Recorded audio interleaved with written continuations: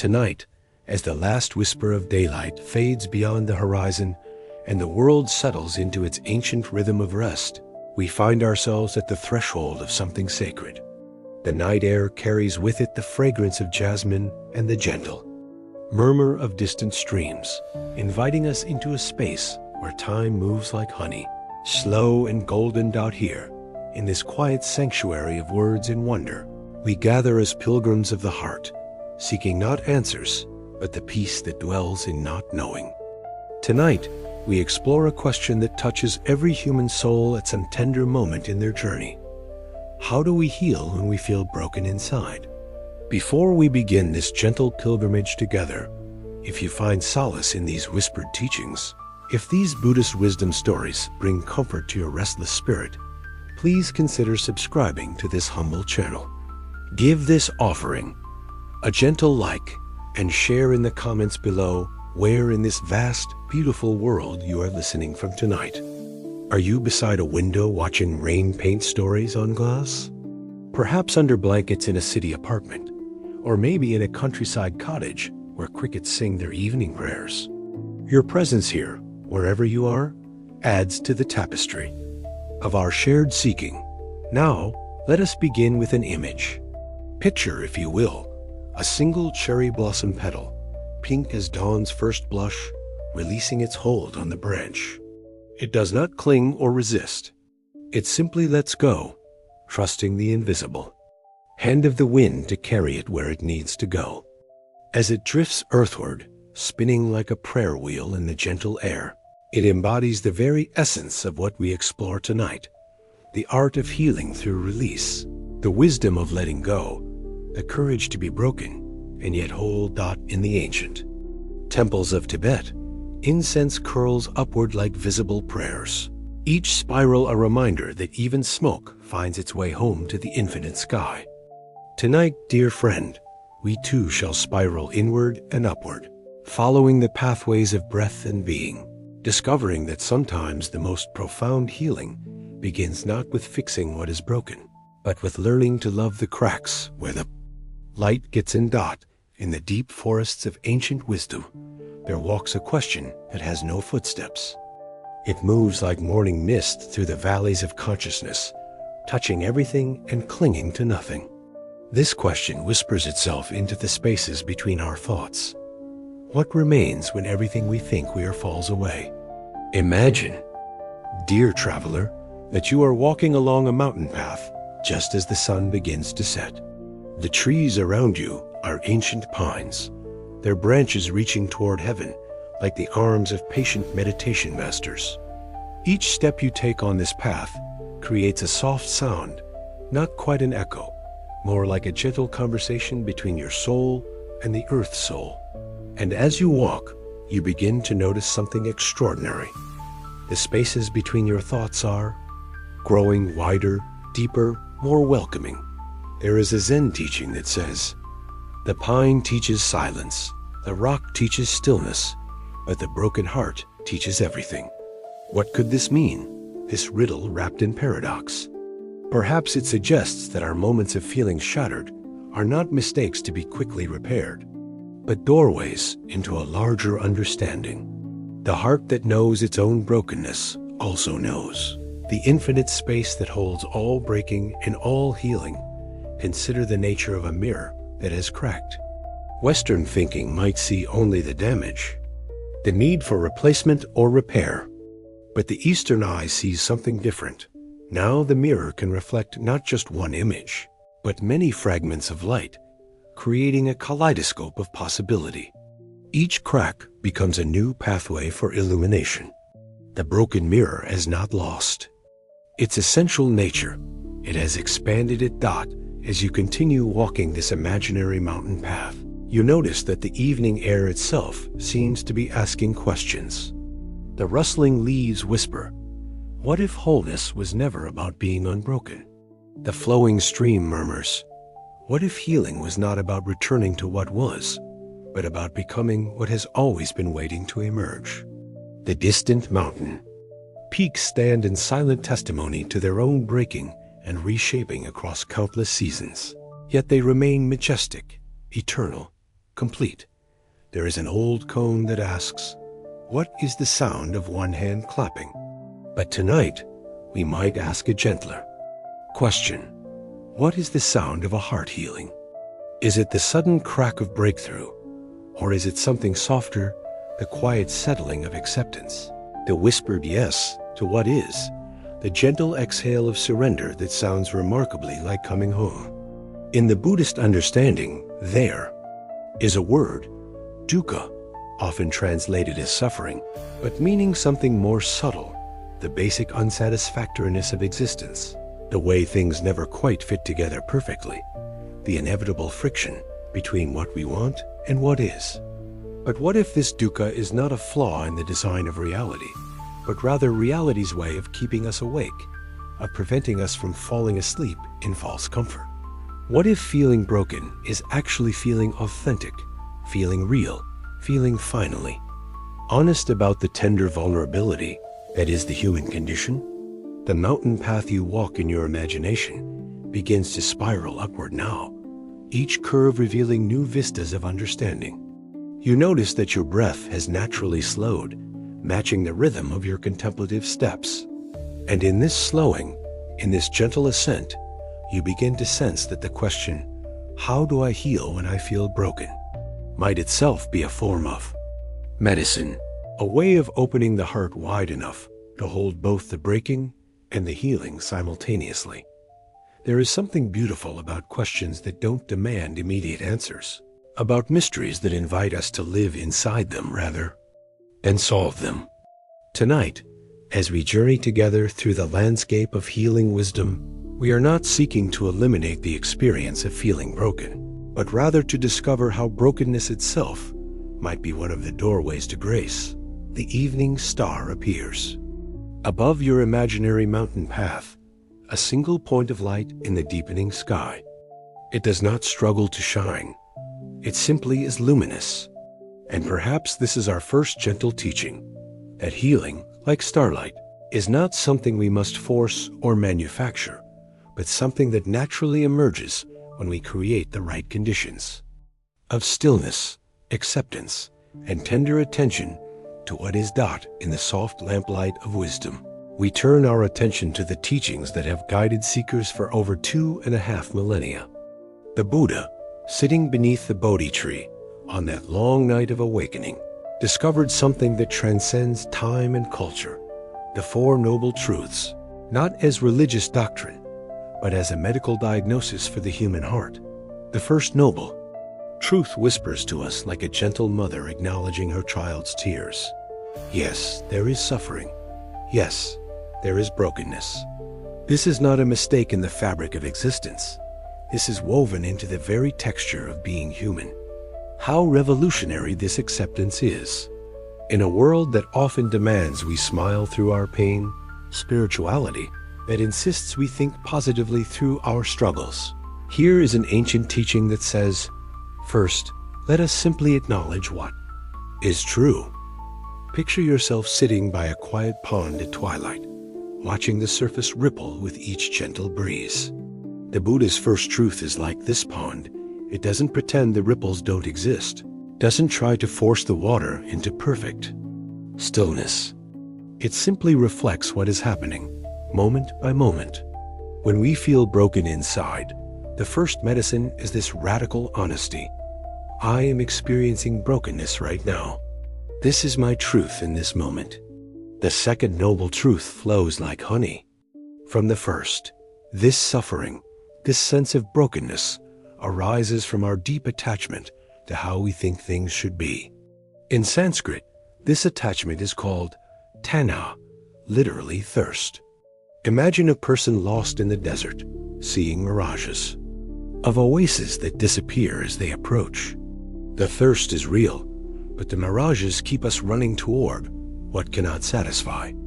We feel broken because we are attached to an image of ourselves as unbroken, a fantasy of perfection that was never real to begin with. But here the teaching becomes gentle, like rain on parched earth. This attachment is not a moral failing. It is simply the way the untrained mind works. We attach to youth in a world of aging, to permanence in a universe of change, to control in an existence of mystery. The broken feeling arises not from some fundamental flaw in ourselves, but from this perfectly understandable, but ultimately futile attempt to make the flowing river hold still. The third noble, truth arrives like dawn after the longest night. This suffering can end. This sense of brokenness is not your permanent identity. This is not positive thinking or spiritual bypassing. This is the profound recognition that suffering is conditioned. It arises from certain causes and conditions, and when those causes and conditions change, the suffering naturally dissolves. Like clouds that seem so solid from below, but prove to be made of mist when we fly through them. Our sense of being irreparably broken is more ephemeral than we imagine. There is a beautiful Zen story of a master who was asked by a student, "How do I get out of suffering?" The master replied, "Who put you in?" This is the gentle shock of awakening, recognizing that the prison was always unlocked, that the brokenness was always held within a larger wholeness. We had simply forgotten how to perceive. Asterisk. The fourth noble truth unfolds like a path through a moonlit garden. The eightfold path, not as rules to follow, but as ways of being that naturally arise when we understand the first three truths. Right understanding flows into right intention, which blossoms into right speech, right action, right livelihood. Like a river finding its natural course, these aspects of the path are not forced disciplines, but organic expressions of a heart that has remembered its true nature. In the teachings of Thich Nhat Hanh, the beloved Vietnamese Zen master, we find this gentle reminder: you are already whole. The feeling of being broken is like clouds covering the sun. The sun is always shining behind the clouds. This is not denial of our pain, but recognition of something deeper than our pain, something that remains unbroken, even when everything else seems shattered. The ancient teaching of impermanence, anicca, whispers to us like wind through bamboo. Nothing remains the same, including our brokenness. The Buddhist understanding does not promise that we will never feel broken again, but it offers something perhaps more precious: the recognition that even our brokenness is impermanent, arising and passing away like all phenomena in the vast dance of existence. There is a sutra that speaks of the original face, the face we had before our parents were born, before we learned to see ourselves as broken or whole, before we created the story of our inadequacy. This original face is not hidden somewhere we must find it. It is what we are beneath all the stories, radiant and complete, watching with compassionate eyes as all the dramas of brokenness and healing play out on the surface of awareness. As the night deepens around us and these ancient teachings settle into the soil of our understanding, we begin to sense that healing is not about becoming unbroken, but about recognizing the space in which both brokenness and wholeness arise and pass away, the vast, tender, unshakable awareness that holds all our experiences with infinite patience and love. In the mists of memory, where the boundary between history and legend blurs like watercolors in rain, there lived an old monk named Ryokan. This was in Japan, many centuries ago, when temples were lit by candle flame and wisdom was passed from heart to heart like embers, kept warm through the coldest nights. Ryokan was known throughout the valley, not for his scholarly learning or his impressive meditation achievements, but for something rarer: his ability to be perfectly, authentically broken and somehow, mysteriously, completely whole at the same time. The villagers would often find him sitting by the river, writing poetry on scraps of paper that he would then fold into boats and release to the current. When asked why he sent his poems away instead of preserving them, he would smile and say, "The river knows what to do with them better than I do." One autumn evening, as the maples were surrendering their gold to the wind, a young man came to Ryokan's simple hut. This young man carried the kind of brokenness that felt like winter in his bones, a recent loss that had shattered his faith in life. Love that had turned to betrayal. Dreams that had crumbled like ancient paper. He sat before the old monk and spoke with the raw honesty that only deep pain can produce. Master, I am completely broken. Every morning I wake up and remember all over again that my life has fallen apart.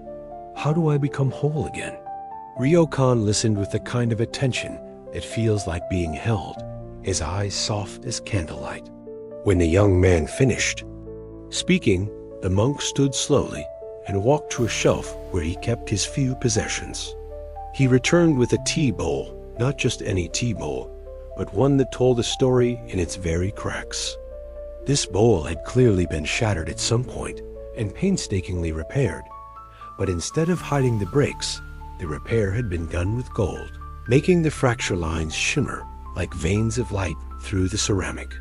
This bowl, Ryokan said, holding it gently in his weathered hands, was made by a master craftsman 200 years ago. It was perfect, flawless, admired by all who saw it. Then one day, a clumsy novice dropped it, and it shattered into 7 pieces. The novice wept, certain he had destroyed something irreplaceable. The young man leaned forward, drawn by something in the monk's voice that suggested the story was just beginning, not ending. But you see, Ryokan continued, there is an art called kintsugi golden joinery. Instead of throwing away the broken bowl or trying to hide its cracks, the craftsman gathered up every piece and began to put it back together. But here's the beautiful part. He didn't use plain glue or try to make the bowl look as if it had never been broken. Instead, he mixed powdered gold with the lacquer and used this golden mixture to join the pieces. When he was finished, the bowl was more beautiful than it had ever been in its original perfection. The golden veins of its breaking had become the most exquisite part of its design. Ryokan offered the bowl to the young man, who took it with trembling hands, running his fingers along the golden lines that transformed what could have been scars into something luminous. Now, the old monk said, settling back with a knowing smile, tell me, is this bowl broken, or is it whole? The young man sat with the bowl for a long time, feeling its weight, studying how the golden repairs caught and reflected the candlelight. Finally, he whispered, I think ... I think it's both. And somehow that makes it more beautiful than if it had never been broken at all. Ah, Ryokan nodded. You understand. The bowl didn't become beautiful despite its breaking. It became beautiful because of its breaking. The gold didn't hide the cracks. It honored them, transformed them, made them into the very source of the bowl's new radiance. As the night deepened around them, Ryokan began to share more of his own story. How he had once been a conventional monk, following all the rules, seeking enlightenment through perfect practice and discipline. How that life had shattered when he realized that his striving for perfection was actually separating him from the naturalness, the spontaneous joy, the effortless compassion that was his birthright. How his breakdown became his breakthrough, his spiritual failure became his greatest teacher. The tradition teaches us about Buddha nature, Ryokan said, pouring tea into the golden-veined bowl. But sometimes we imagine this means we must become perfect, untouchable, beyond human feeling. What if Buddha nature is not about being invulnerable, but about being so deeply vulnerable that nothing can truly harm us? What if enlightenment is not about rising above brokenness, but about discovering that brokenness and wholeness are just different faces of the same vast mystery? The young man sipped tea from the kintsugi bowl, tasting not just the green tea, but something else, hope, perhaps, or simply the recognition that his brokenness might be the raw material for a beauty he couldn't yet imagine. But how? He asked. How do I find the gold to repair my own breaking? Ryokan was quiet for so long that the young man wondered if he had fallen asleep. Finally, the old monk spoke, and his voice carried the gentle authority of lived experience. The gold is not something you find, dear friend. The gold is what looks like when it meets suffering without trying to fix it, without trying to change it, without trying to spiritual bypass it away. The gold is the tenderness that arises when you stop rejecting your brokenness and start treating it as sacred ground. The gold is the compassion you discover for yourself when you realize that feeling broken is not a personal failure, but simply what it feels like to be human in a world of impermanence. As dawn began to whisper at the edges of the night sky, the young man prepared to leave, still carrying the golden-veined bowl that Ryokan had given him as a gift. At the threshold of the hut, he turned back with one final question. "Master, will I ever stop feeling broken sometimes?" Ryokan's laughter was like water over stones, clear and musical. "I hope not. The day we stop feeling broken sometimes is the day we stop feeling anything at all. The goal is not to become invulnerable, but to become so comfortable with our vulnerability that we can dance with it, create beauty from it, use it as a doorway into deeper compassion for all beings who share this tender, temporary, gloriously imperfect human experience." And so the young man walked back into his life, carrying his golden bowl and a new understanding that healing is not about becoming unbroken, but about learning the sacred art of beautiful repair. Now, dear friend, as the night grows deeper and the external world settles into its ancient rhythm of rest, we turn our gentle attention inward, toward the vast landscape of your own being. Like a traveler who has walked many miles through fascinating terrain and finally arrives at the door of their own home, we come now to the most intimate part of our journey, the exploration of the self that experiences, the awareness that holds both brokenness and wholeness in its boundless embrace. Close your eyes, if you feel called to do so, and imagine that you are sitting in a temple made not of stone and wood, but of your own breath. The walls of this temple expand and contract with each inhalation and exhalation, creating a space that is both infinite and intimately personal. This is the first sacred recognition that your breath is already perfect just as it is, requiring no improvement, no technique, no special knowledge. It simply flows like a gentle river through the landscape of your being, carrying with it all the wisdom you need for this moment of exploration. Begin to sense into this awareness now, not as an intellectual exercise, but as a feeling, a coming home to something you have always known, but perhaps forgotten in the complexity of living. This awareness is like a faithful friend who has been sitting quietly in the corner of every room you've ever entered, never demanding attention, but always available when you remember to look dot as you rest in this awareness. You might notice that thoughts arise, perhaps thoughts about your brokenness, memories of pain, worries about healing. Watch how these thoughts appear in the space of awareness, like birds flying across an open sky. The sky is not disturbed by the birds. It provides the vast open space in which they can fly.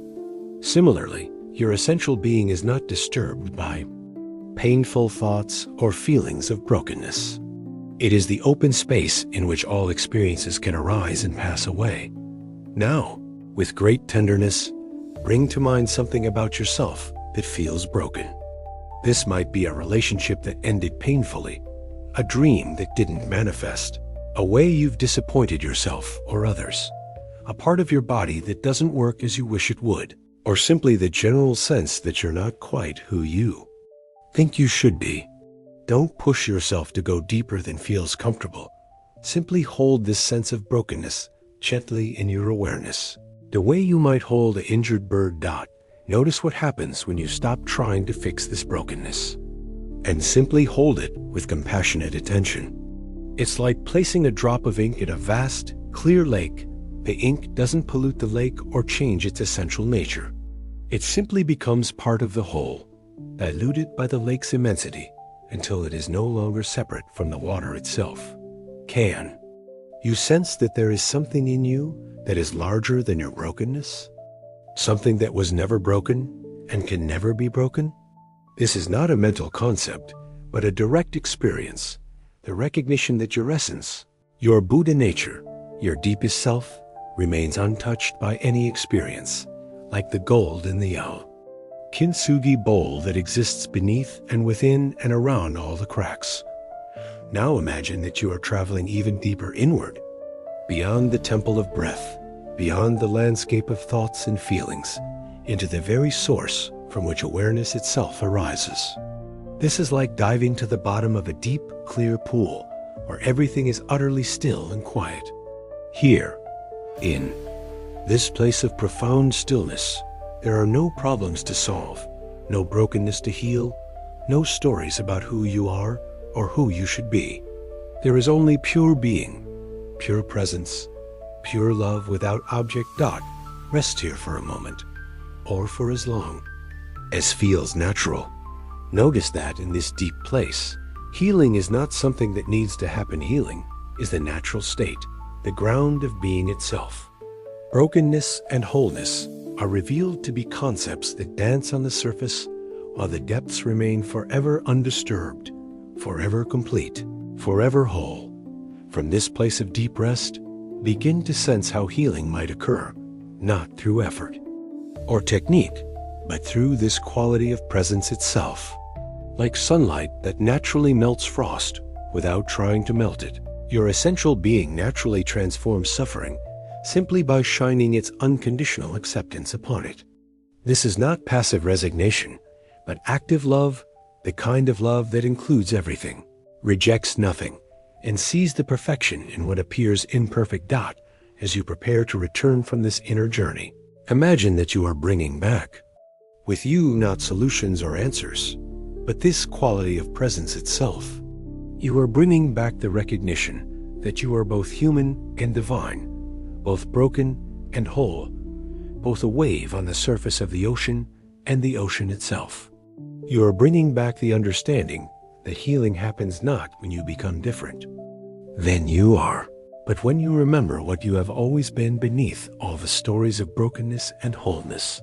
Let yourself feel held by this vast awareness as you gradually return your attention to the external world, knowing that this inner sanctuary of being is always available, always present, always welcoming you home to the truth of who you are beyond all identities and descriptions. In the treasury of Buddhist wisdom, there exists teachings so subtle, so paradoxical, that they often hide in plain sight like stars visible only when we stop looking directly at them. Tonight, as we rest in the gentle darkness of not knowing, let us explore some of these hidden jewels, these gentle surprises that can shift our understanding in ways as soft and profound as the turning of seasons. There is an ancient Zen teaching called beginner's mind, or Shoshin. But hidden within this familiar concept lies a secret that even many long-time practitioners miss. The beginner's mind is not something you develop or achieve. It is what you are when you stop trying to be advanced. When you stop trying to be healed, whole, enlightened, or special. What remains is this fresh, curious, open awareness that sees everything as if for the first time. The broken heart, viewed with beginner's mind, becomes not a problem to solve, but a mystery to explore with wonder. Consider this gentle surprise. In the original Pali language of the Buddha's teachings, the word we translate as enlightenment is bodhi, which literally means awakening. But awakening from what? The hidden truth is that we are not awakening from life, from humanness, from feeling broken sometimes. We are awakening from the dream that any of these experiences define our essential nature. We awaken not by transcending our humanity, but by fully embracing it, broken parts and all. There is a lesser-known story about the Buddha that might surprise you. After his great awakening under the Bodhi tree, he was approached by a man who asked, "Are you a god?" The Buddha said, "No." "Are you an angel?" "No." "Are you a saint?" "No." "Then what are you?" And the Buddha replied, "I am awake." But here's the hidden jewel in this familiar tale. He didn't say he had become awake or that he had achieved awakening. He said he was awake, suggesting that awakeness is not a state to attain, but the nature of what we already are. Simply recognize Dat in the Tibetan tradition. There exists a practice called exchanging self and other, where practitioners imagine taking on the suffering of all beings and giving out their happiness. But the secret hidden within this practice is not about becoming a spiritual martyr. It's about discovering that there is actually no solid boundary between self and other, between your brokenness and the brokenness of all beings. When you truly take on the world's suffering, you discover that it was never out there to begin with. It was always the one suffering expressing itself through countless apparent forms. Here is a gentle surprise that might shift everything. The word Buddha does not refer to a person who lived 2,500 years ago. Buddha means the awakened one, and it refers to the awakened nature that is present in every being.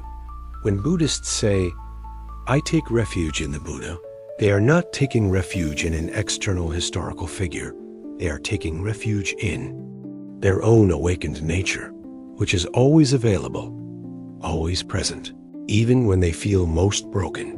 There is a curious teaching in Zen called the Great Doubt.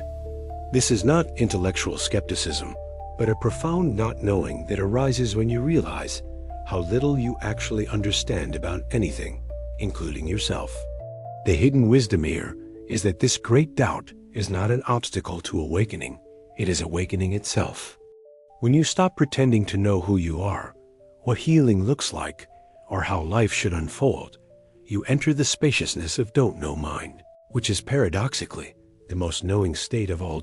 In many Buddhist temples, you will find statues of bodhisattvas, beings who have chosen to remain in the world to help others awaken rather than entering final liberation. But here's the secret. The bodhisattva ideal is not about being more spiritual or evolved than others. It's about recognizing that there is actually no others to save and no separate self that needs saving. The bodhisattva works for the liberation of all beings because they have realized that all beings are expressions of one being, appearing as many for the play of awakening itself. There is a practice in some Zen monasteries where monks intentionally break something precious, a valuable teacup or a piece of calligraphy, and then sit with the pieces, meditating on impermanence. The hidden teaching is not about being careless with beautiful things, but about discovering that preciousness does not depend on permanence. Your life, your heart, your dreams are no less precious for being impermanent, no less sacred for being fragile. Perhaps the most surprising hidden truth of all is this: the Buddhist path is not about becoming a Buddhist. The Dalai Lama often says, "My religion is kindness."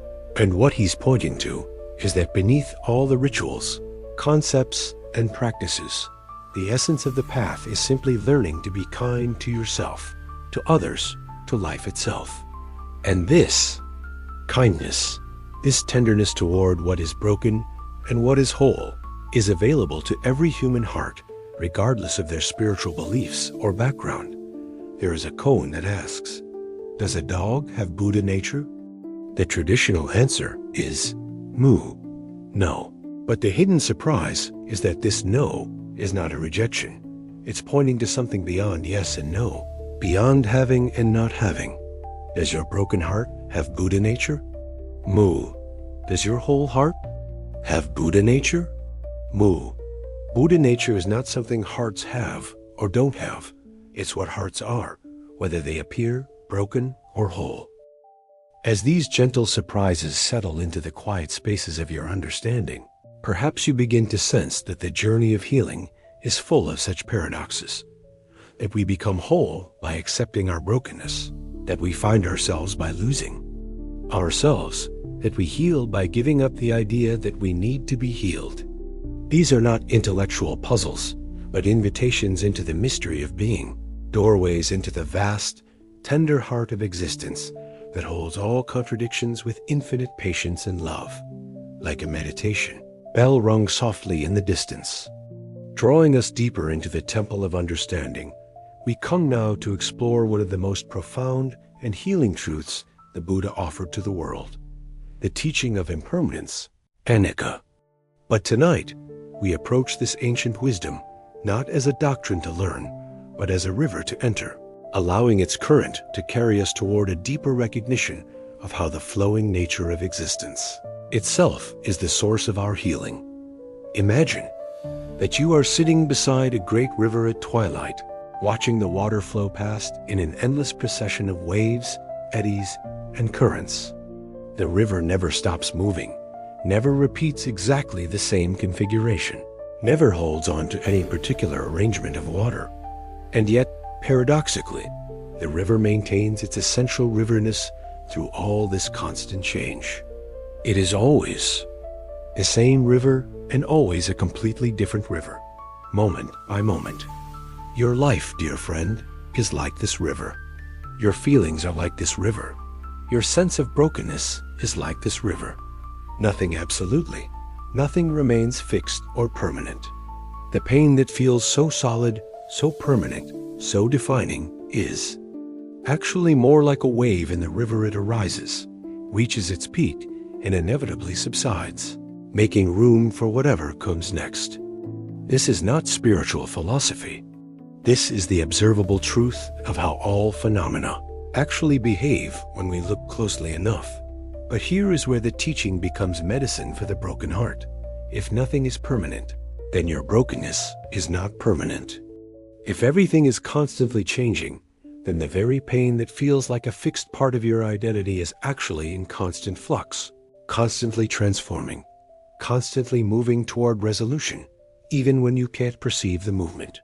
The river of your being never stops flowing, even when the surface appears still. Consider how this understanding might shift your relationship to difficult emotions. Instead of "I am depressed," you might sense depression is moving through me like weather moves through the sky. Instead of "I am broken," you might recognize brokenness is visiting me like a guest who will eventually leave. This subtle shift in language reflects a profound shift in identity, from being the fixed experiencer of problems to being the flowing space in which all experiences arise and pass away. There is a beautiful practice that emerges from this understanding. When you notice yourself caught in the grip of painful feelings or the story of your brokenness, you can silently remind yourself, this too is impermanent. This too shall pass. But say it not as a way to get rid of the experience, but as a way to soften around it, to relax the grip of identification with it. Like a tight fist slowly opening to release what it was clutching, awareness relaxes its hold on the illusion of permanence. The river teaches us something else. Resistance to flow creates turbulence. When water encounters a large rock, it doesn't judge the rock as wrong or try to force it out of the way. It simply flows around it, over it, through whatever passages are available.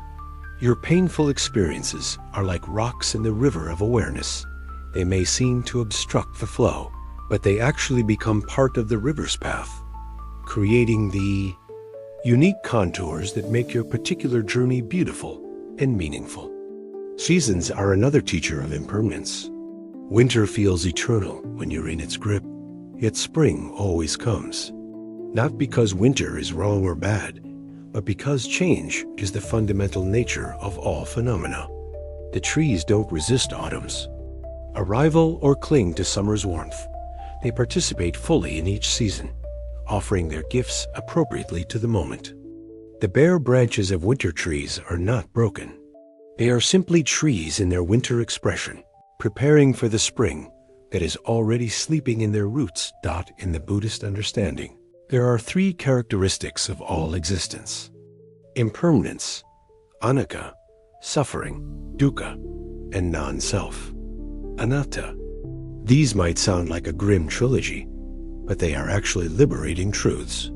If everything changes, if suffering arises from resisting this change, and if there is no fixed self to be threatened by change, then what seems like bad news is actually the greatest good news possible. There is no solid, permanent self that can be ultimately broken. There are only experiences flowing through the open space of awareness, like clouds flowing through an infinite sky, But the river of impermanence carries not just the promise that pain will pass. It also whispers the bittersweet truth that joy will pass too, that youth will pass, that this very life will pass. This could be cause for despair, but it is actually cause for tremendous freedom. When you truly understand impermanence, you stop trying to make any experience permanent. You enjoy the sunset without demanding that it never become night. You love deeply while knowing that all forms of love are temporary expressions of something eternal. There is a Zen poem that captures this beautifully. The pine teaches silence, the rock teaches stillness, the pond teaches reflection. But it is impermanence that teaches everything. What does impermanence teach? It teaches presence, the art of being fully here for what is happening now, since now is the only time that anything ever actually happens. It teaches non-attachment, the wisdom of loving without clinging. It teaches humility, the recognition that you are part of a vast flow, much larger than your personal will or understanding. As you rest beside this imaginary river of impermanence, watching the water carry away leaves, twigs, and reflected images of clouds, you might sense something profound. The part of you that observes the flow is not itself flowing. Awareness itself appears to be the one constant in the midst of all change, the unchanging witness of all impermanence. This awareness is like the riverbank that remains steady while allowing all the water to flow past present, stable, unshakable, and infinitely spacious. In this recognition, healing reveals itself not as a process of becoming permanently unbroken, but as a deepening trust in the natural flow of experience. Like the river that knows how to flow around obstacles, through valleys, and toward the sea without effort or struggle, your being knows how to flow through brokenness toward wholeness, through pain toward peace, through confusion toward clarity. The healing is not something you must force or manufacture. It is the natural expression of life's intelligence moving through you. Tonight, as you prepare for sleep, you might carry with you this gentle understanding.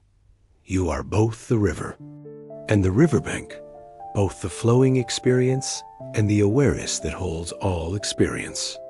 In the flowing, you participate fully in the human drama of breaking and healing. In the witness, you rest in the unchanging peace that is your deepest nature. Both are true. Both are sacred. Both are expressions of the one life loving itself into existence moment by moment. In the gentle progression of our evening's journey, we arrive now at a sacred garden, not one you enter with your feet, but one you discover within the landscape of your own heart. This is the garden of acceptance, where the flowers of healing bloom not through force or effort, but through the simple, revolutionary act of saying yes to what is, exactly as it is in this moment. Picture this garden in your mind's eye. It is neither perfectly manicured nor completely wild, but something more beautiful than either a place where cultivated flowers grow alongside weeds, where broken branches become homes for birds, where what appears imperfect to the casual observer reveals itself as part of a larger, more complex beauty to the patient heart. Acceptance, in the Buddhist understanding, is not resignation. It is not giving up, nor is it passive submission to circumstances. True acceptance is more like becoming a master gardener who understands that some seasons are for planting, some are for tending, and some are for allowing the garden to rest. A wise gardener does not fight with winter, demanding that it produce spring's flowers. Instead, they work with the natural rhythms, trusting that each season has its own gifts, its own purpose, its own form of beauty. When you feel broken inside, acceptance might begin with something as simple as this. Right now, I am feeling broken. This is what is happening in this moment. Not, I shouldn't feel this way. Not, I need to fix this feeling. Not, this feeling is wrong. Simply the clear, honest acknowledgement of what is present. This might seem like a small thing, but it is actually revolutionary. In a culture that constantly encourages us to improve, upgrade, and optimize everything, including our inner states. The simple act of allowing an experience to be exactly what it is becomes a form of rebellion, a return to sanity. In your imaginary garden of acceptance, there grows a particular flower called loving what is. This flower has an unusual property. The more you try to grasp it, the more it eludes you. But when you simply appreciate it exactly as it is, it seems to offer its fragrance freely. Your brokenness is like this flower. When you fight with it, analyze it, try to get rid of it, it seems to become more solid, more problematic. But when you can say, "Hello, brokenness. I see you. You are welcome here," something shifts. Not necessarily the brokenness itself, but your relationship to it. There is a story of a Zen master who is known for his equanimity in the face of all circumstances. When his barn burned down, the villagers came to console him, but he simply said, "How wonderful." They thought he had gone mad with grief. But when they asked him to explain, he said, "Now I can see the sunset that was hidden behind the barn." This is the paradox of acceptance. When you stop fighting with what is, you often discover gifts that were invisible while you were struggling. But true acceptance goes even deeper than welcoming difficult experiences. It extends to accepting your own resistance to difficult experiences. If you notice judgment arising toward your brokenness, acceptance says, "And now there is judgment. This too is welcome." If you notice impatience with the healing process, acceptance says, "And now there is impatience. This too belongs." Like a patient parent who loves their child, whether they are laughing or crying, acceptance loves all the movements of consciousness. Without preference. In this garden, there is also a tree that bears unusual fruit, the fruit of self-forgiveness. This tree grew from a seed of understanding that you have never been capable of being perfect. And this incapacity is not a personal failing, but a design feature of human consciousness. You were never meant to be unbreakable.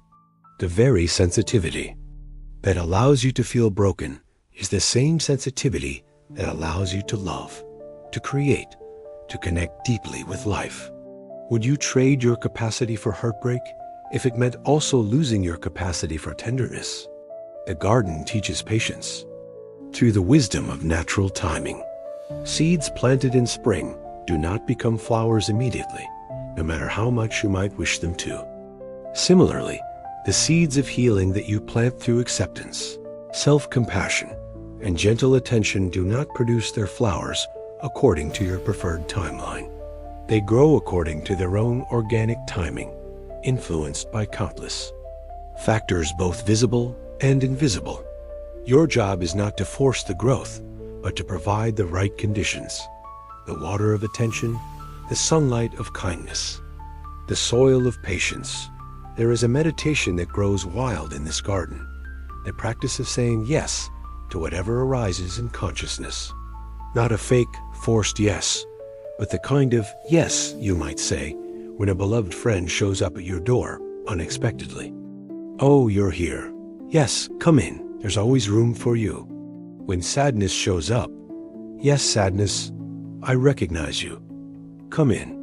When fear arrives, "Yes, fear, I know you're trying to protect something. You're welcome here." When brokenness knocks, "Yes, brokenness, you're part of the family too. Please, sit down."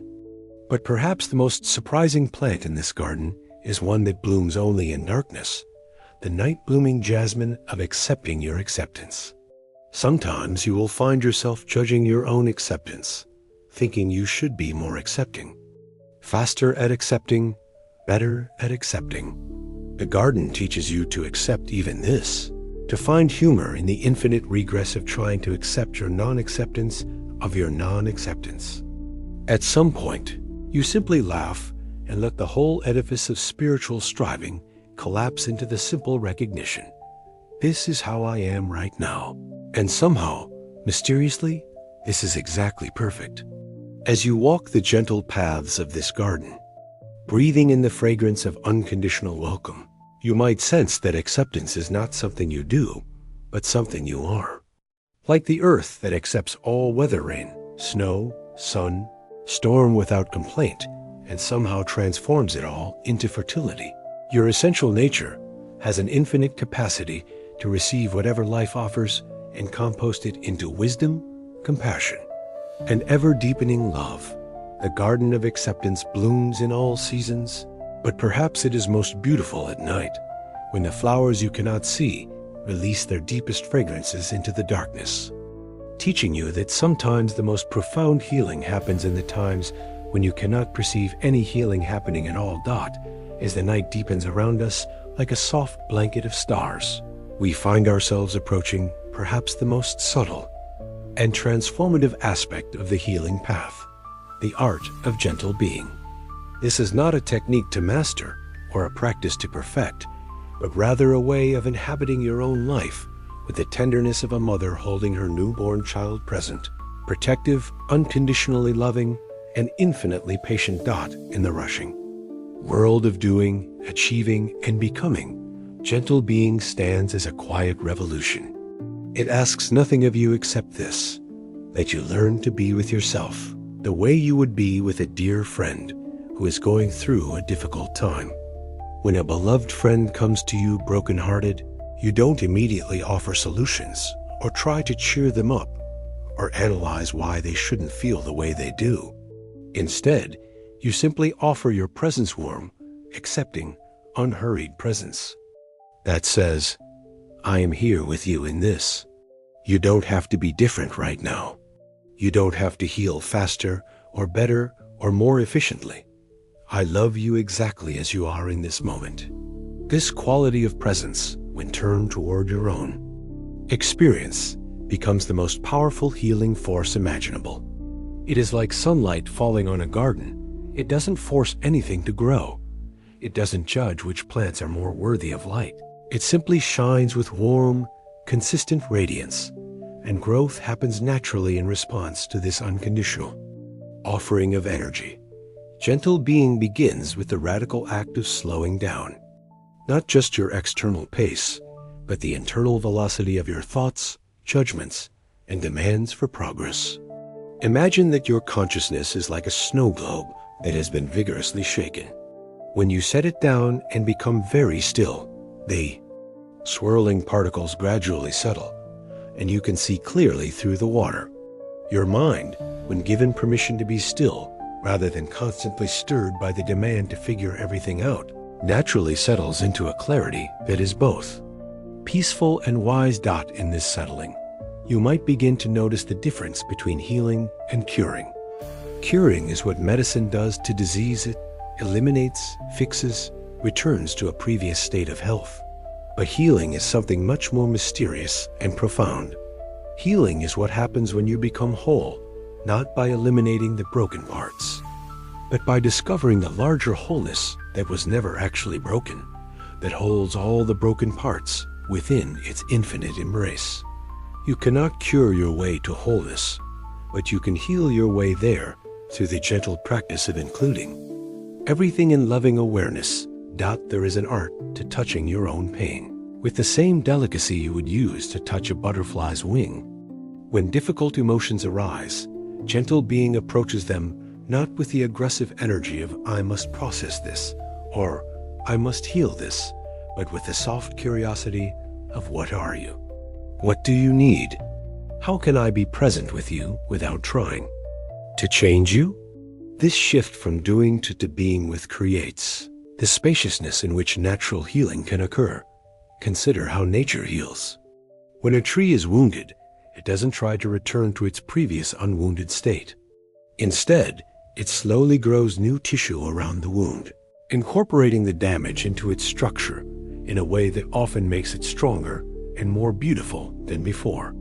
The wound becomes part of the tree's unique character, part of its story, part of what makes it specifically itself rather than any other tree.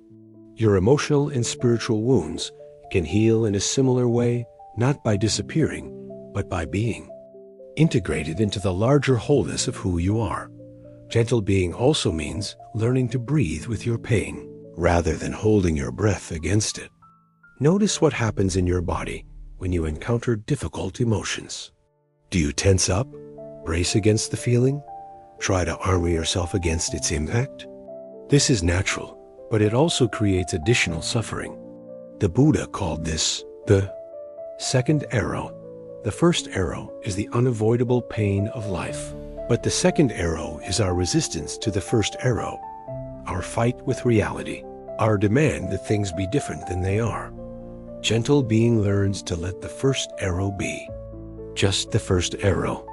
When pain arises, instead of immediately adding the second arrow of resistance, you might experiment with breathing into the experience, making space for it in your body and consciousness. This doesn't mean enjoying the pain or wallowing in it, but simply allowing it to move through you the way weather moves through the sky, acknowledged, felt, not pushed away or clung to. There is a quality that the Tibetans call lung taha, wind horse. It represents a state of being that is simultaneously relaxed and alert, soft and strong, gentle and powerful. This is the energy that naturally arises when you stop fighting with yourself and learn to ride the winds of experience with grace and confidence. Like a skilled rider who moves with their horse rather than against it, gentle being learns to move with the natural rhythm of your emotional and spiritual life, rather than imposing artificial control upon it.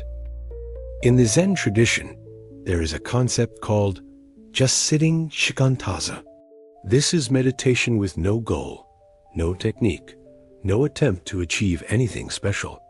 You simply sit and allow whatever is happening in consciousness to happen, without interference, without judgment, without the need to improve or transcend the experience. This same quality can be brought to the experience of feeling broken. Instead of just sitting, you practice just being broken, not as a permanent identity, but as a complete acceptance of this moment's truth. But gentle being is not passive. It has its own form of activity, the activity of loving attention. Like a gardener who tends their plants not by forcing them to grow, but by providing optimal conditions for growth, gentle being tends to your inner landscape with consistent, patient care. This might look like speaking to yourself with kindness, treating your body with respect, choosing thoughts that support rather than undermine your well-being, and surrounding yourself with people and environments that nourish rather than deplete. Your spirit dot, as you practice the art of gentle being, you might notice something surprising. Healing begins to happen not as something you do, but as something that happens through you when you get out of the way. Like a spring that bubbles up from the ground when obstructions are removed, your natural wholeness begins to express itself when you stop trying so hard to manufacture it. The broken places don't disappear, but they begin to reveal their hidden gifts: greater empathy, deeper wisdom, more authentic compassion, a more humble and real relationship with the mystery of existence. Tonight, as you prepare for sleep, you might experiment with bringing this quality of gentle being to the transition into dreams. Instead of collapsing into unconsciousness, see if you can rest in gentle being as you cross the threshold between waking and sleeping, allowing the day's experiences to settle naturally, trusting that the night will do its own mysterious work of integration and renewal while you rest in the gentle embrace of being itself.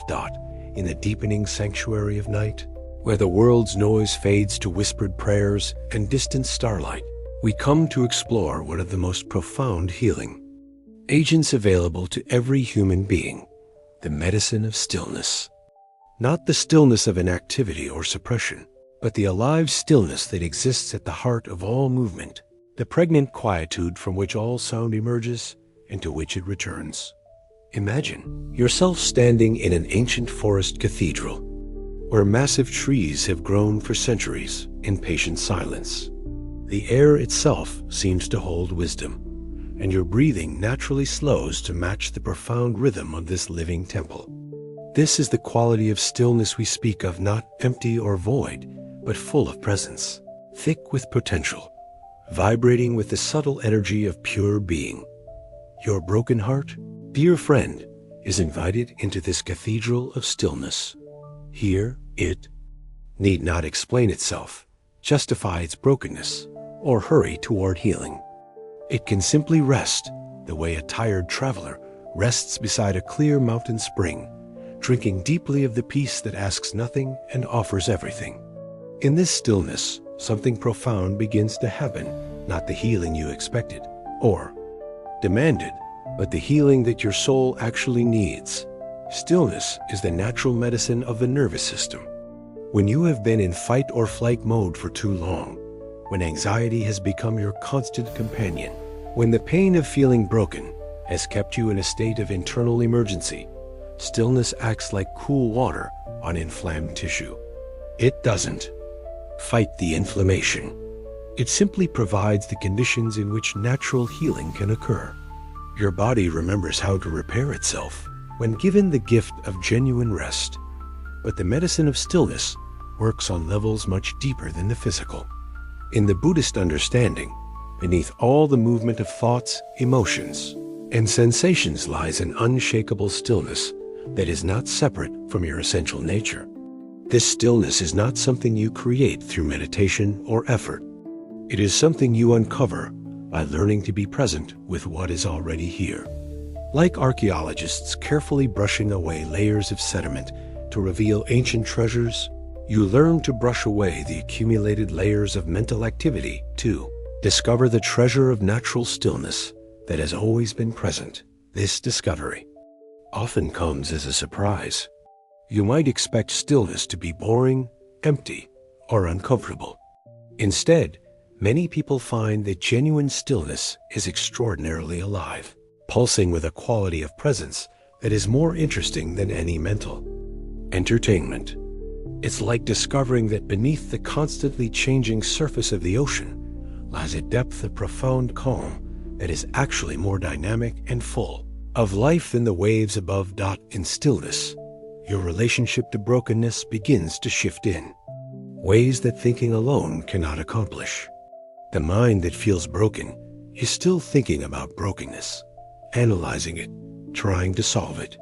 But stillness offers a different kind of intelligence, the intelligence of pure awareness that can hold broken feelings without being broken by them, that can witness pain without becoming painful, that can embrace all experience with a love that is larger than any particular experience.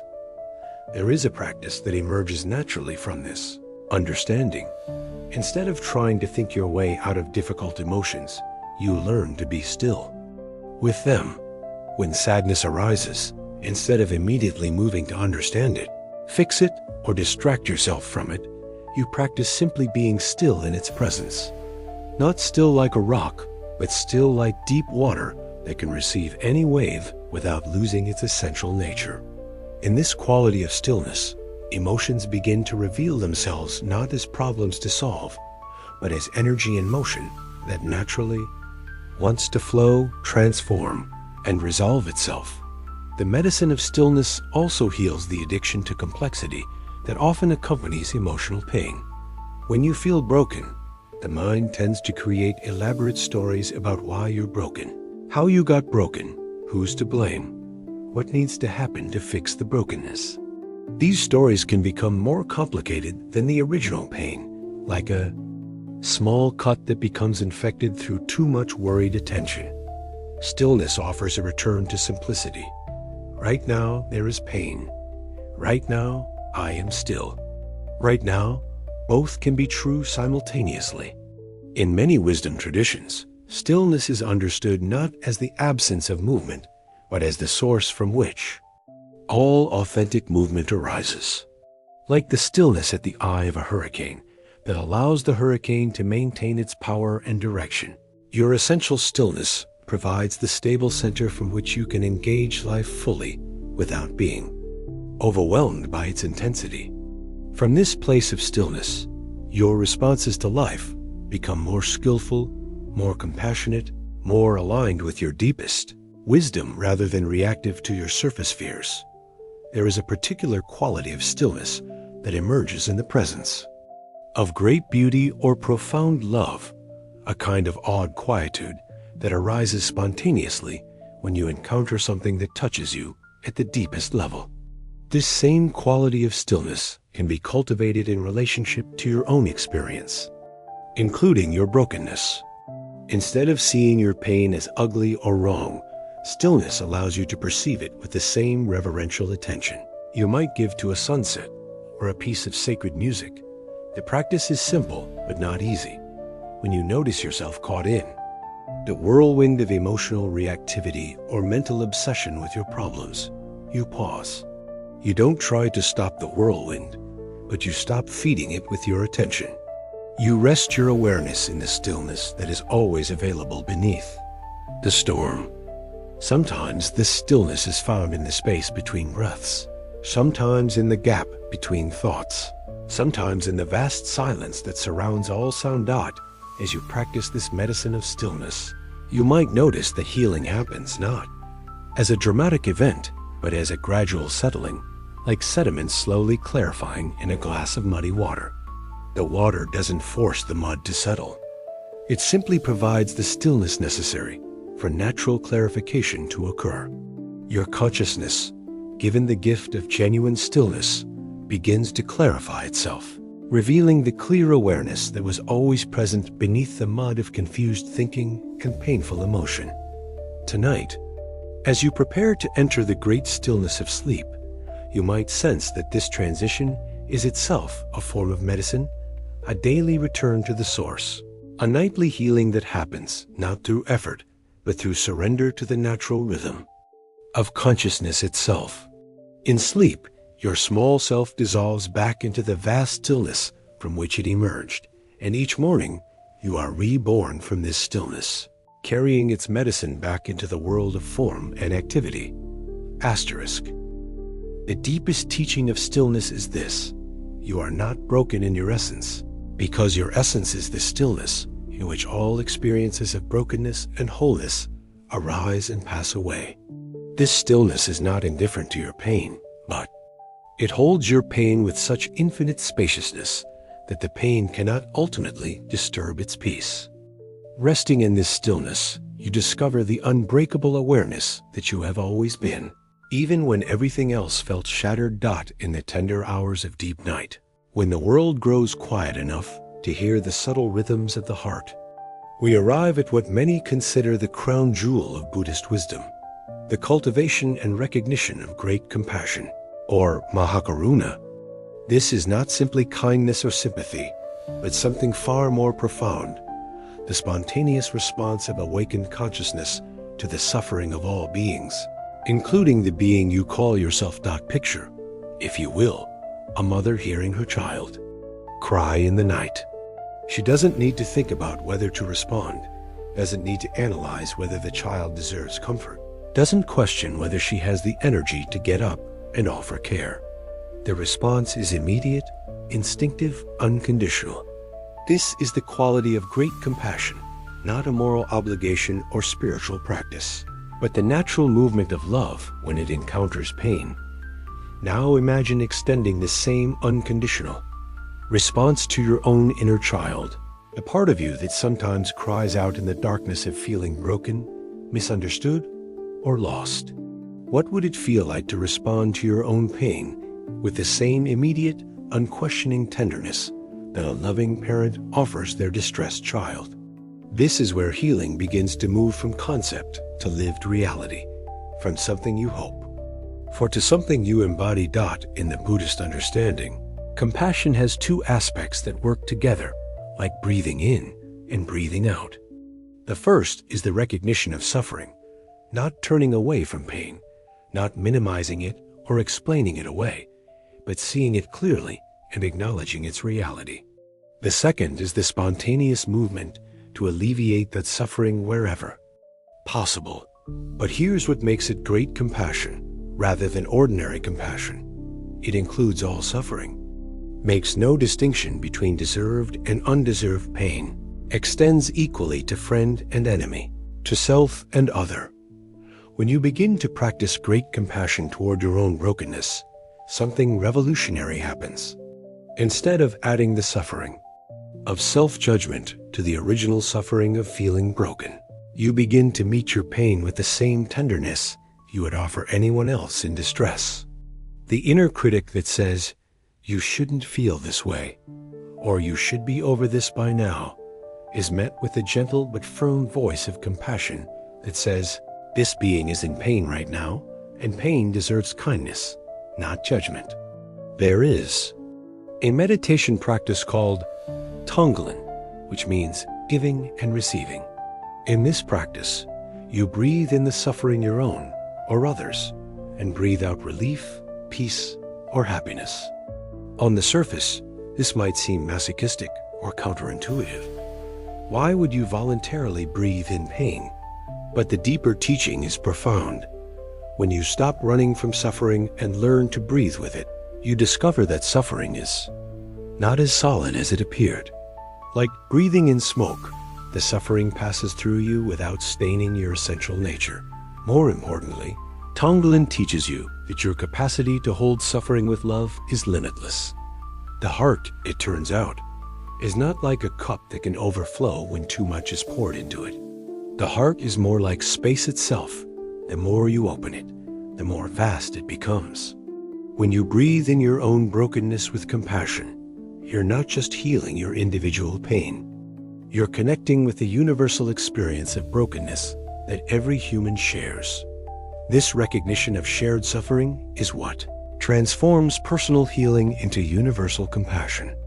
The pain you feel when your heart breaks is the same pain felt by every person whose heart has ever broken.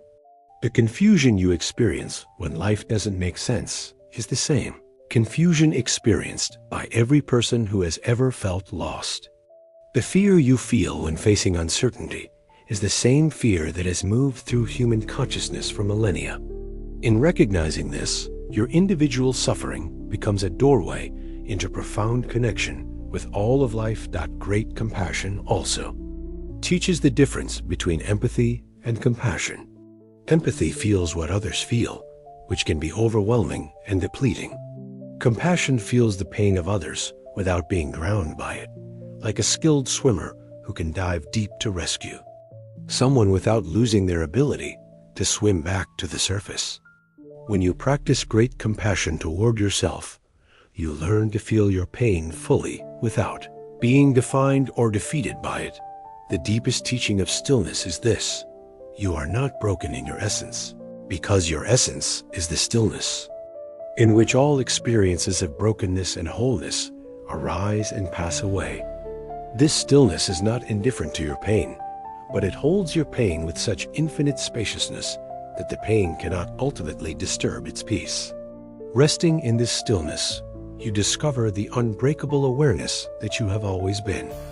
Even when everything else felt shattered, there is a story from the Tibetan tradition about a bodhisattva who made a vow to remain in the world until all beings were free from suffering.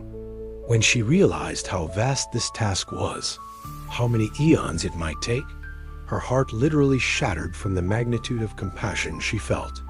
But from each fragment of her broken heart grew a new head and new arms, multiplying her capacity to see suffering clearly and to offer help wherever it was needed. This is the paradox of great compassion. It breaks your heart open, but the breaking becomes the source of even greater capacity to love. As you practice great compassion toward your own healing journey, you might notice that it changes your relationship to time. Ordinary compassion often has impatience embedded in it. I want you to feel better quickly because your pain makes me uncomfortable. But great compassion has infinite patience. It says, I will be present with this pain for as long as it needs. To be present, without rushing it toward resolution, without demanding that it heal on my timeline. This doesn't mean becoming passive or giving up on healing. Instead, it means discovering that the most powerful healing force is often the simple presence of unconditional love meeting whatever is arising. Like sunlight that shines on weeds and flowers with equal radiance, great compassion shines on your broken places and your whole places without preference. And this very non-preferential love often catalyzes the most profound transformations. Practice becomes very practical. When you notice self-criticism arising, you respond not with criticism of the criticism, but with compassion for the part of you that learned to be self-critical as a survival mechanism. When you notice fear about not healing fast enough, you respond with compassion for the part of you that has been conditioned to believe your worth depends on your performance. When you notice anger at your own brokenness, you respond with compassion for the part of you that is simply tired of carrying pain. Not great compassion ultimately reveals that you are both the one who suffers and the one who offers comfort, both the patient and the healer, both the student and the teacher. In the vast space of compassionate awareness, all these apparent dualities dissolve into the simple recognition that love meeting suffering is the most natural thing in the universe, as automatic as flowers turning toward the sun. Tonight, as you rest in this understanding, you might sense that your individual journey of healing is actually part of the much larger journey of consciousness, learning to love itself more completely. Every moment of compassion you offer to your own brokenness contributes to the healing of the world, because the world is ultimately made of the same consciousness that you are, temporarily appearing as separate beings, but fundamentally one awareness, loving itself into wholeness through countless individual expressions. As our night journey approaches its deepest hour, that sacred time when the veil between worlds grows thin and wisdom speaks in whispers, we come to explore one of the most transformative teachings in the healing path: learning to dance with dragons. These dragons are not the fire-breathing monsters of fairy tales, but the fierce energies of our inner landscape: anger, fear, shame, despair that we typically try to slay or flee from, never imagining they might be our greatest teachers in disguise. In the mythology of many cultures, dragons are guardians of treasure, fierce protectors of precious gold hidden deep in mountain caves. The hero's journey always involves encountering the dragon, but the most profound stories reveal that the dragon is not meant to be killed, but befriended, not conquered, but understood. Your emotional dragons, the difficult feelings that seem to guard the gates to your healing, are similarly guardians of treasure: wisdom, strength, authenticity, and depth that can only be accessed by learning to dance with, rather than war against these powerful energies. Consider anger, perhaps the most feared dragon in the inner landscape. In many spiritual circles, anger is seen as something to transcend, eliminate, or transform into something more palatable. But what if anger is actually sacred intelligence in disguise?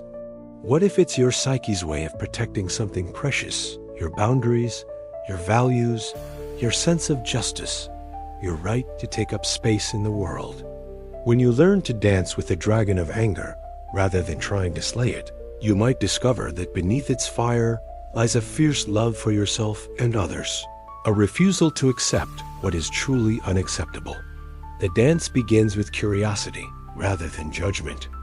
When anger arises in response to your brokenness, anger at life for being difficult, anger at others for not understanding, anger at yourself for not healing fast enough, instead of immediately trying to calm down or be more spiritual, you might first ask, what is this anger protecting? What does it need me to know? What treasure is it guarding? Fear, another powerful dragon, often guards the treasure of your sensitivity, your capacity to feel deeply, your awareness of life's preciousness. The part of you that fears being hurt again is the same part that knows love is worth protecting. The part that fears failure is the same part that recognizes your dreams matter. When you dance with fear instead of running from it, you might discover that it's actually a form of care in disguise: care for your tender heart, care for your highest possibilities, care for the sacred vulnerability that is your birthright as a conscious being. The dragon of shame carries perhaps the most difficult treasure to uncover, because shame tells you that you are fundamentally flawed, unworthy of love, irreparably broken. But shame often guards the treasure of your authentic self, the parts of you that were rejected, criticized, or misunderstood early in life and had to go into hiding for survival. Learning to dance with shame means approaching it not as truth about your worth, but as a guardian that has been working over time to protect your most precious qualities from further rejection. There is an art to dragon dancing that requires what the Taoists call Wu Wei, effortless action, responding from flow rather than force.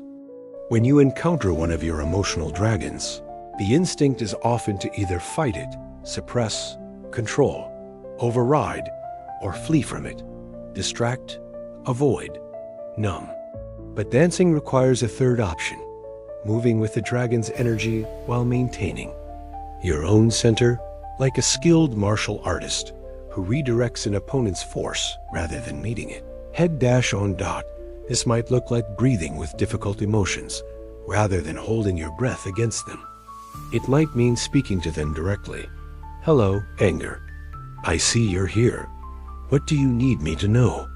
It might involve moving your body to express what words cannot, letting the dragon energy flow through you rather than getting stuck and stagnant in your system. The paradox of dragon dancing is that the very energies that seem most opposed to healing often contain the power needed for the most profound transformations.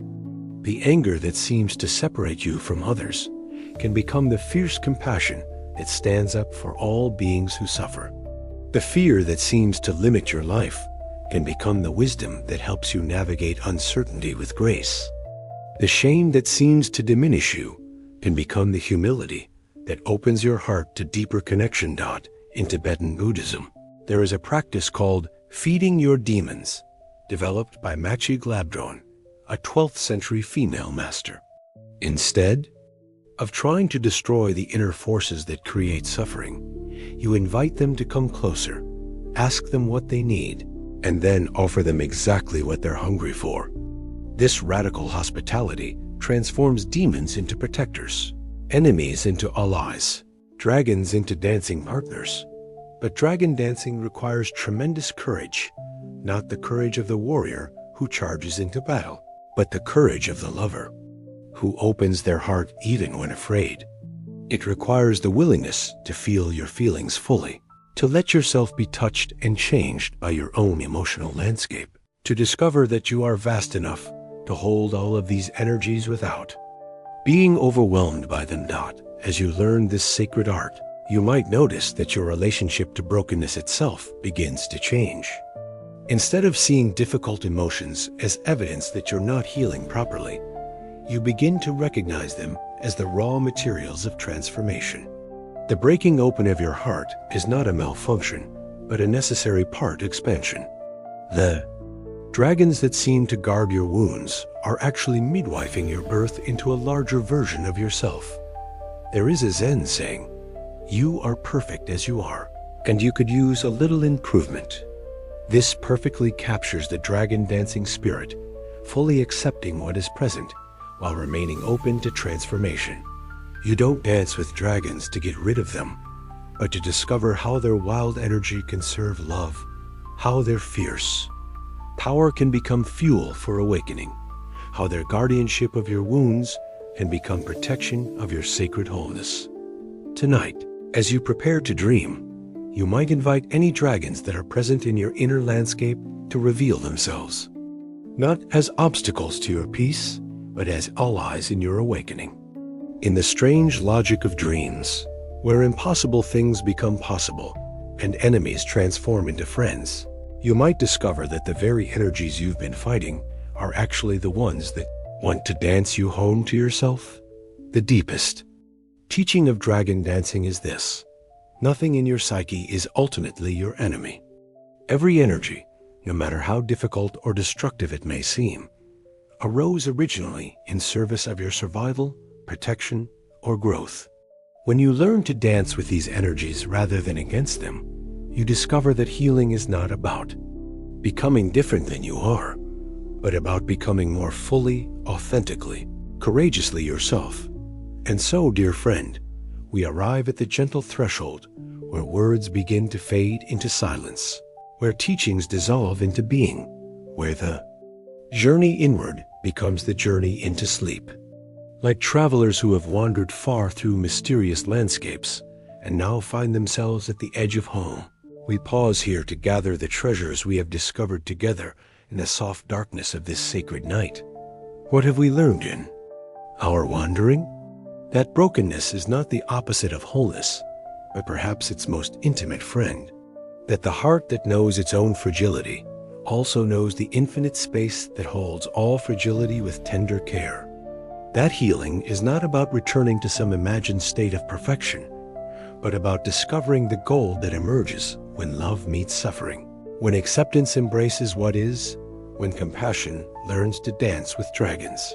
We have walked together through the garden of acceptance, where broken branches become homes for singing birds. We have sat beside the river of impermanence, learning that everything flows, including our pain, including our stories about who we are and who we should be. We have practiced the art of gentle being, discovering that presence itself is medicine. That stillness is not empty, but vibrantly alive with healing potential. We have explored the ancient teachings that remind us the Buddha's first noble truth was not life should be free of suffering, but suffering exists, and this is not a mistake. We have learned from the kintsugi bowl that beauty can emerge not despite our breaking, but because of it, that the golden veins of our healing can become the most radiant part of our wholeness. In the deep forest of Buddhist wisdom, we have discovered that impermanence is not bad news, but the best news possible. It means that nothing, including our pain, remains fixed forever. We have learned that great compassion begins with offering to ourselves the same unconditional tenderness we would give to any beloved being in distress. Tonight, as you transition from these words into the wordless wisdom of sleep, carry with you not techniques to remember or concepts to apply, but simply the felt sense of your own inherent wholeness.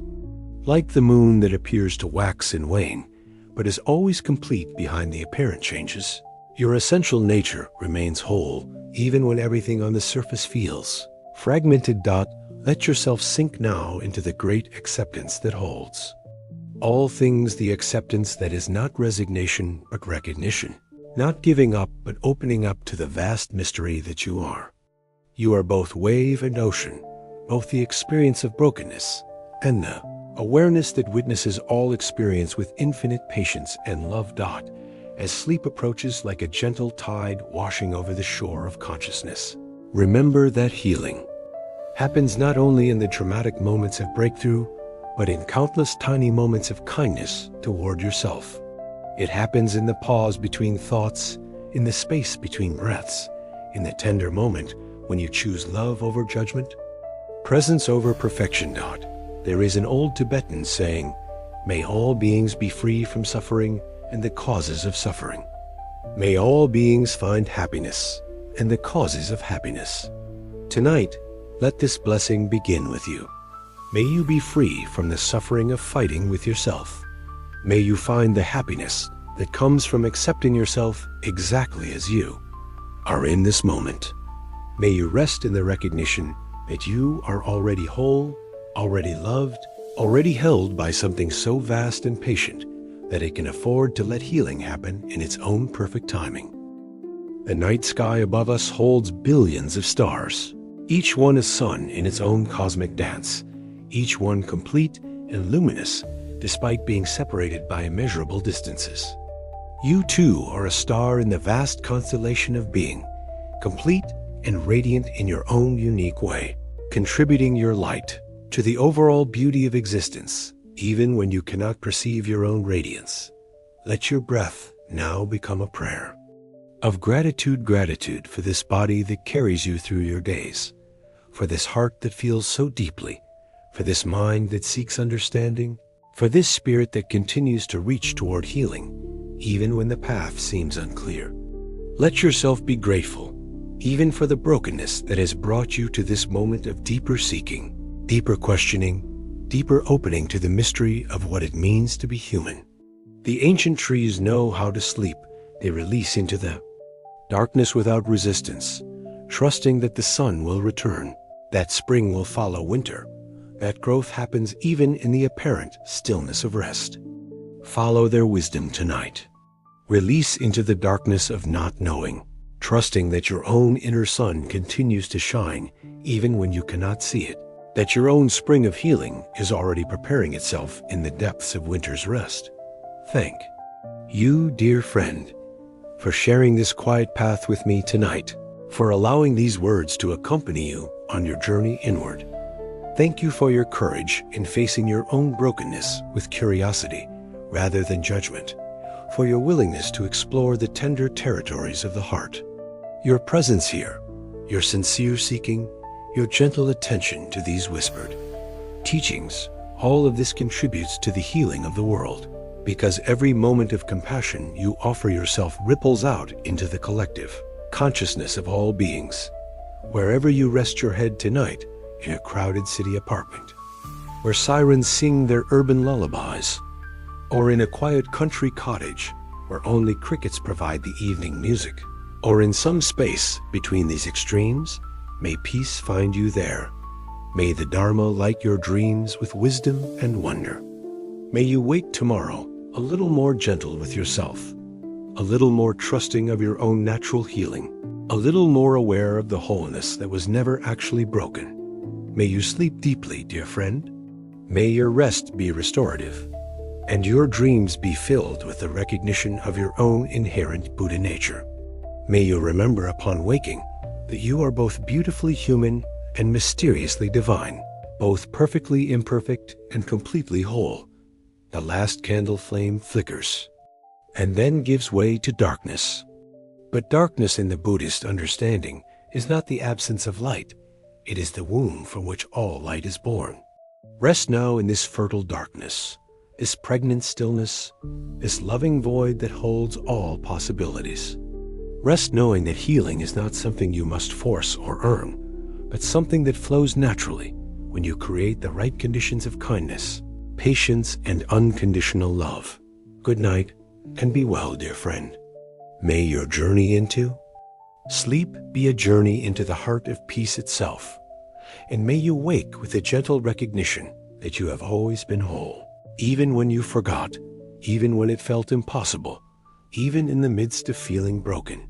The path continues tomorrow, and tomorrow you will walk it with a little more wisdom, a little more compassion, and a little more trust in the mysterious intelligence that knows how to heal what appears to be wounded, how to make whole what seems to be fragmented, how to find the gold that was always hidden in the cracks. Sleep well, beloved traveler. Sleep well.